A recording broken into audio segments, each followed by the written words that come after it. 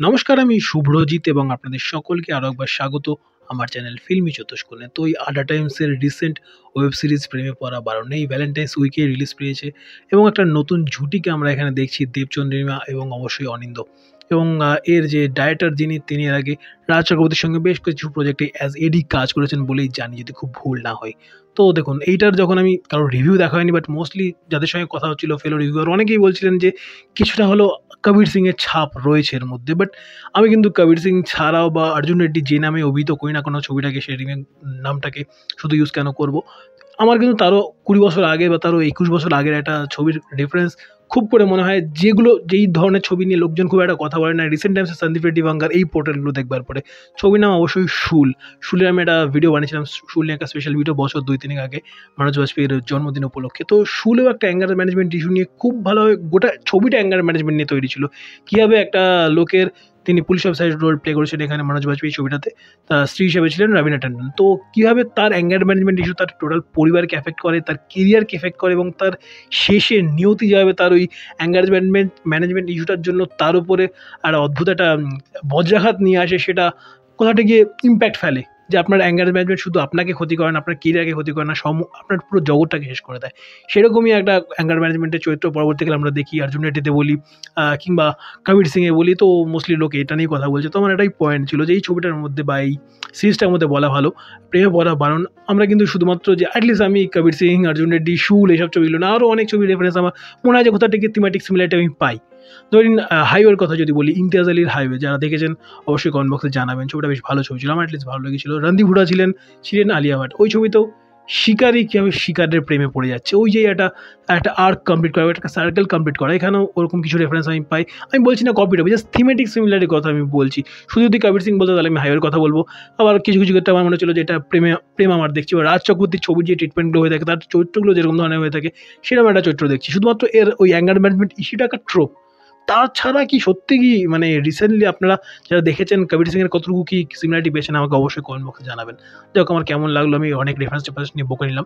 তো গল্প কি নিয়ে বুঝতেই পারছেন, দেবচন্দ্রিমার চরিত্র কোথা থেকে প্যারেন্টিং একটা বড় পয়েন্ট, অ্যাটলিস্ট আমার মনে হচ্ছে কমেন্ট্রি করা হচ্ছে খুব ভালোভাবে প্যারেন্টিংয়ের উপরে। একদিকের ফাকড আপ প্যারেন্টিংয়ের কারণে ছেলে রকজটা তৈরি হয়েছে এবং সেখানে জাস্টিফিকেশনটা প্রপার দেওয়া হচ্ছে না, সেটাকে ভালো বলা হচ্ছে তা নয়, তার পরিণতিতে আমরা দেখি কি হয় তার সঙ্গে। যাই হোক, তো ভালোটা পয়েন্ট নয়, পয়েন্ট হচ্ছে তার বাবা মার কথা থেকে রেসটা তার উপরে এসে পড়েছে, কিন্তু সেখানে ছেলের সঙ্গে মায়ের যে ইকুয়েশনটা, সেই ইকুয়েশনটা আমি খুব অ্যাটলিস্ট খুব ভালো লেগেছে। এবং তারপরে যদি বলি উল্টো দিকে দেবচন্দ্রিমা, তারও প্যারেন্টিংয়ের কারণে কোথাটা গিয়ে সে একটা টিমিড একটা ক্যারেক্টার তৈরি হয়েছে, একটা ভীতু চরিত্র তৈরি হয়েছে, যে কোথাটা গিয়ে এক্সপ্রেসিভ নয়, এবং সে ওই চেল্লামেল্লি সব কিছুকে ভয় করে। দুটো মেরুর চরিত্র, দুটো আলাদা পোলসের চরিত্র, এবং অপোজিট পোল অ্যাট্রাক্ট করে একে অপরকে, সেরকমভাবে লাভ স্টোরিটাকে বিল্ড আপ করা হয়েছে ওভারঅল যদি বলি।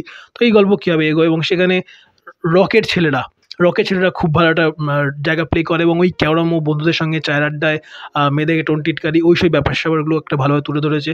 এবং একজন বৌদি যাকে দেখলে আউট অ্যান্ড আউট আপনি ক্রাশ খাবেন, এরকম একটা ক্রাশ খাওয়া বৌদি মেটেরিয়াল, এবং সর্বোপরি উত্তর কলকাতাকে যেভাবে কভার করেছে বেশ ভালো লেগেছে আমার। রিসেন্ট টাইমস যদি বলি, ওপেন ডি বায়োস্কোপ, অনিন্দ্যতার, এবং অবশ্যই লেচক্কার, ওটাও রাজ চক্রবর্তী ছিলেন, এবং সেও যেভাবে উত্তর কলকাতাটাকে তুলে ধরেছিল, আমার বেশ এই দুটো ছবি রিসেন্ট টাইমসে দেখা বেশ ভালো লেগেছিলো কমার্শিয়াল জনার মধ্যে যদি আমি বলি। এবং তারপরে এইখানে আমি প্রজেকশন দেখলাম, বেশ ভালোই লেগেছে। ওভারঅল যদি বলি, ওয়ার্ল্ড এস্টাবলিশমেন্ট বেশ ভালো লেগেছে আমার।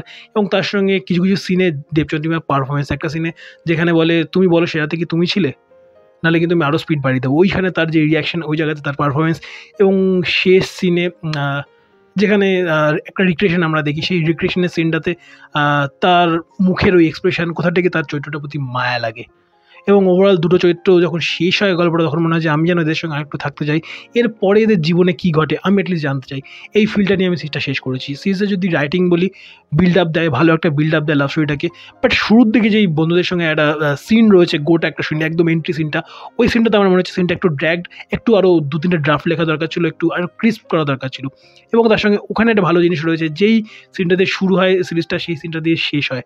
কীভাবে শেষ হয়, কীভাবে শুরু হয়, সেটা আপনারা ভাবতে থাকুন, না দেখা থাকলে দেখুন, এবং যারা দেখেছেন তারা কানেক্ট করতে পারছেন কিসের কথা বলছি। ওভারঅল যদি বলি আমার একটা ডিসেন্ট সিরিজ লেগেছে, এক্সট্রাঅর্ডিনারি কিছু তা নয়, কিন্তু এই সিরিজটা নিয়ে অ্যাটলিস্ট এইটা রেফারেন্স ওটা রেফারেন্স ওসব টানার কোনো প্রয়োজন নেই। ভালো একটা দেখবার মতো একটা গুড এন্টারটেনমেন্ট পিস হয়েছে, এবং যেখানে গানের ব্যাপার প্রেমে পড়া গানটা বেশ ভালো লেগেছে, বোধহয় সাবিতার মিউজিক যদি ভুল না হয়।